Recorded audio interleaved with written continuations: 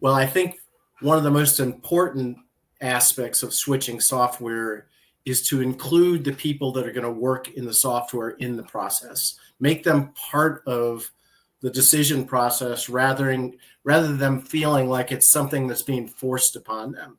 I've run into many issues where you have a staff person that's very resistant to moving into a new software because the old software is something they're comfortable with, that they work in all the time, and they just don't want to change. And they feel like they've been kind of forced into it.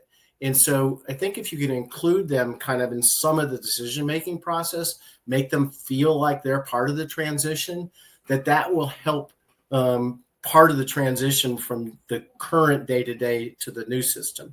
And then the second part is you just got to jump in and experience it. I mean, the more you get in and start using it, I think the more comfortable you get, and the easier and thing that'll be to work in, and then I think you'll identify the advantages that Sage Intacct can offer you, and then that's a win.